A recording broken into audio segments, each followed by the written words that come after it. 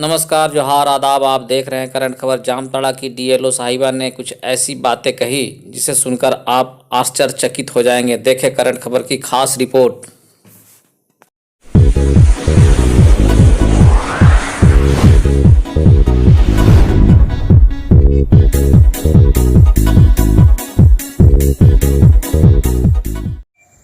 नमस्कार, जोहार। आप देख रहे हैं करंट खबर। मैं हूं आपके साथ निशा रानी। चलिए आगे बढ़ते हैं खबरों की।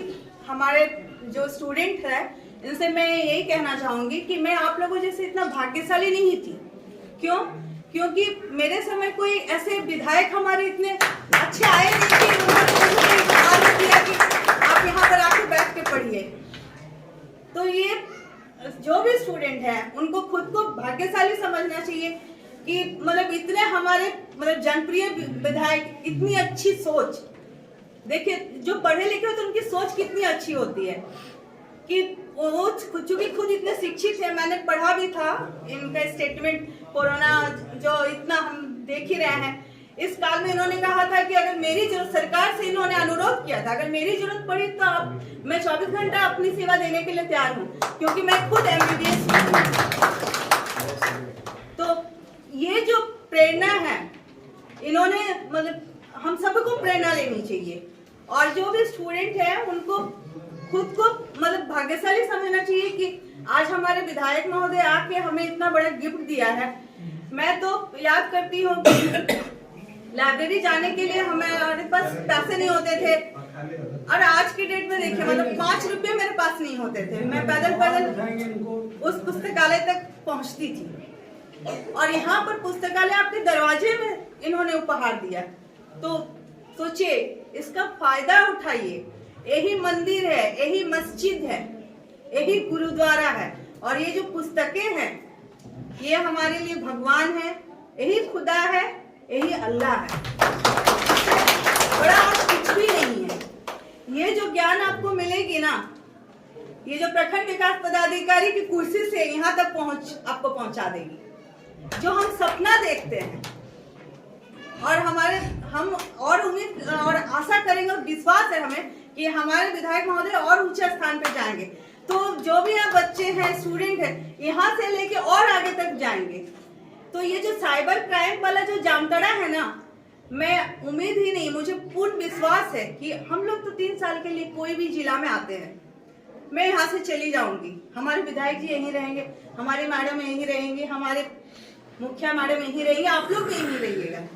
लेकिन 3 साल के बाद जब मैं अखबारों में पढ़ूंगी, समाचार पत्रों में, न्यूज चैनल में देखूंगी कि जामताड़ा जो है अब साइबर क्राइम के लिए नहीं जाना जाता है, अब शिक्षा के लिए जाना जाता है।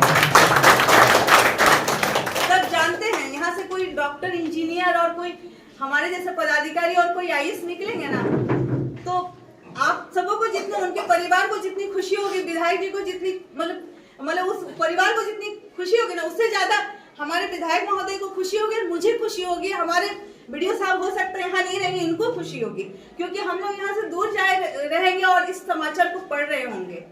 तो सोचिए कितनी खुशी होगी। आज का दिन ये छोटा मोटा दिन नहीं है। मैं बोलूँ ना कि मुझे एक जलन के साथ खुशी हो रही है। क्यों? क्योंकि खुशी वाली जलन हो रही है कि मेरे टाइम कोई विधायक ऐसे नहीं थे कि उन्होंने कि मुझे उपहार में दिया, लीजिए आप यहाँ पर पढ़िए। बहुत मुश्किल से स्टूडेंट लाइफ में मुश्किल से पढ़ा। हम 4 भाई बहन, पिता की नौकरी, छोटी नौकरी से भले प्रमोशन से वो ऊपर पद में गए, लेकिन एक लिमिट पैसे मिलते थे। और हम लोग जो स्टूडेंट थे, जो कंप्यूटर की तैयारी करते थे ना, एक किताब लेते थे एक टाइम, जो मैंने लिया वो उसको नहीं लेने बोलते थे, ताकि क्योंकि एक टाइम मैं पढ़ती थी, एक टाइम वो पढ़ते थे, और एक्सचेंज करके एक दूसरे से अदला बदली करके पढ़ते थे। लेकिन यहाँ पर तो किताबों की भंडार है। मुझे लगता है काश मैं फिर से स्टूडेंट हो जाती, तो मुझे फिर पढ़ने की इच्छा हो रही है, फिर से मुझे वो खुशी हो, अगर मैं स्टूडेंट नहीं भी हूँ तब भी मुझे ये सब पुस्तकों को पढ़ने की एक लालसा और एक जो लालच है कि काश मैं भी यहाँ पर इतना समय दे पाती। तो आप लोग इसका उपयोग कीजिए, सदुपयोग कीजिए, और तहे दिल से हमारे विधायक महोदय को धन्यवाद कीजिए। मैं सभी स्टूडेंट और एक बात कहना चाहूंगी, सिर्फ लड़कों को मत पढ़ाइए, बेटियों को जरूर पढ़ाइए।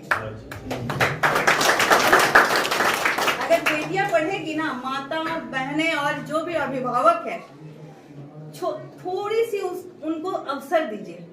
अगर छोटा सा अवसर दीजिएगा ना, तो जो जैसे मैं आज कुर्सी में बैठी हूँ, वैसे आपकी बेटियां भी कुर्सी में बैठेंगी। जैसे मैडम बैठी है, ऐसे ही बैठेंगी जैसे ये मैडम है। थोड़ा सा अवसर दीजिए, इतनी ही जरूरत है।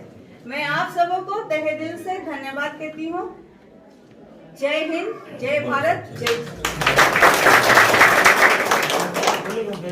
कि जो समस्या है पढ़ने लिखने का और जितने भी समस्या रहते हैं हमेशा हल करने का कोशिश करते हैं।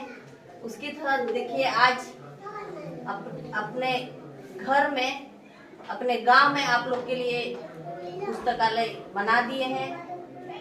इसमें जो विद्यार्थी नहीं पढ़ पाते थे, बहुत ऐसा गरीब परिवार है कि किताब महंगा रहता है तो नहीं ले पाते हैं। उसके चलते आज देखिए जनप्रतिनिधि का सोच और हम सभी का विधायक जी का सोच कि यहाँ तक सोचने का उसको मौका मिला और सोचे कि हम लोग का जामताड़ा विधानसभा के विद्यार्थी किस तरह से आगे बढ़ेंगे और जो विकास का ऋण है जामताड़ा में नाम करेंगे। और जैसे आप लोग जान ही रहे हैं कि जामताड़ा कितना बदनाम हो गया है, इस बदनाम का नाम को हम लोग किस तरह जामताड़ा के विद्यार्थी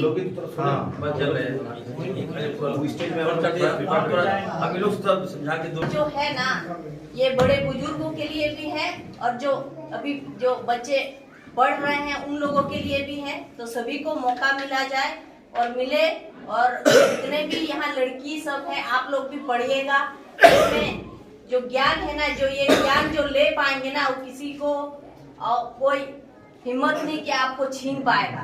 इसीलिए आप ये ज्ञान जो शिक्षित हो गए, समझे कि वो अपना जो मंजिल है वो जरूर एक दिन ना एक दिन हासिल करेंगे और आगे बढ़ेंगे। और इन्हीं चंद शब्दों के साथ अपनी बात को विराम देती हूँ। पुस्तकालय ओपनिंग बाहर बोलेंगे हम, जितने भी हमारे मेंबर लोग हैं, आप लोग मेंबर हैं, सेक्रेटरी है, कौन क्या, आप लोगों को मैं कहना चाहता हूँ, पुस्तकालय दिया गया है बढ़िया से चलाने के लिए, है ना। बच्चों को पढ़ाइएगा, रजिस्टर मेंटेन कीजिएगा, ठीक है। पुस्तकालय का मतलब नए नए तरह की जो पुस्तकें हैं, गाँव में जाइएगा, जिनके पास पुरानी किताबें हैं उसको भी यहाँ पे रखिएगा आपको, है ना। और कोई दिक्कत आपको होगा आप मैं डायरेक्ट मुझसे बात कीजिएगा। अभी मैं पुस्तकालय दिया, पुस्तक भी दिया हूँ, पुस्तकालय भी दिया हूँ, और मैं यहाँ हमको लगेगा नहीं, यहाँ बच्चे लोग आके पढ़ रहे हैं और शिक्षा ले रहे हैं, यहाँ से ज्ञान ले रहे हैं, तो हम इसको कंप्यूटर भी देंगे, हम यहाँ कंप्यूटर भी देंगे।